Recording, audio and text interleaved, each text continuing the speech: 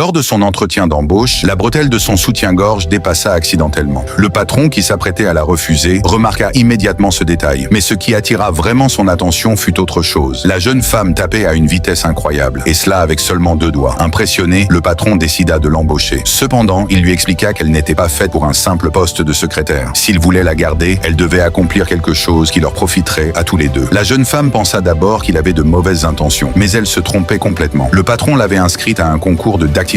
Il était persuadé qu'elle pouvait gagner. Malheureusement, le stress lui fit perdre ses moyens. Elle fut rapidement éliminée. Déçue, elle pensait abandonner. Mais le patron vint la retrouver et l'encouragea à recommencer. Il l'accueillit même chez lui pour l'entraîner. Son objectif était de lui apprendre à taper avec ses 10 doigts. Pour l'aider, il colora les touches du clavier. Mais dès qu'il avait le dos tourné, elle revenait discrètement à sa méthode habituelle avec 2 doigts. Pendant une séance de massage des mains, le patron eut une nouvelle idée. Pour améliorer sa coordination, il décida de lui apprendre le piano. Grâce à un entraînement intensif, elle remporta bientôt le championnat de la ville. L'étape suivante était le championnat national. Cette fois, elle devait affronter une championne capable de taper 500 mots par minute. Son adversaire lui adressa un sourire. Elle pensa qu'il était amical. En réalité, elle se moquait d'elle. La pression devint énorme. La jeune femme voulait abandonner. Mais le patron lui rappela qu'à l'entraînement, elle avait déjà dépassé les 500 mots par minute. Ses paroles lui redonnèrent confiance. Pourtant, lorsque la compétition commença, le patron quitta discrètement la salle. La raison était simple. Ce qu'il lui avait dit était un mensonge destiné à lui redonner courage. Contre toute attente, elle remporta le championnat. Alors que le patron allait la féliciter, le directeur d'une grande entreprise de machines à écrire lui donna un conseil. Selon lui, elle avait le potentiel pour devenir championne du monde. Le patron comprit alors qu'il ne devait pas la retenir. Pour son avenir, il choisit de s'éloigner. Après son départ, la jeune femme devint l'égérie de l'entreprise et une véritable célébrité. Mais en la voyant à la télévision, son père s'inquiéta. Il savait que sa fille risquait d'oublier ce qui l'avait rendue heureuse au départ. Il lui envoya alors son ancienne machine à écrire. En la voyant, elle retrouva immédiatement sa passion d'origine. Puis arriva le jour du championnat du monde. Son adversaire était la détentrice du record avec 512 mots par minute. La jeune femme remporta la première manche avec seulement un mot d'avance. Son adversaire égalisa dans la deuxième. Tout allait se jouer dans la manche finale. Soudain, elle quitta la scène et courut chercher son ancienne machine à écrire. Son entraîneur tenta de l'en empêcher. Mais à cet instant, elle entendit une voix familière derrière elle. C'était le patron. Il était revenu. Il lui demanda simplement de croire en elle. Remplie d'une nouvelle énergie, elle retourna sur scène. Ses doigts volaient sur le clavier. Quelques instants plus tard, elle battit le record du monde avec 515 mots par minute. Elle devenait championne du monde. Commente avec le drapeau de ton pays si tu crois que croire en soi devient plus facile quand quelqu'un croit en nous aussi.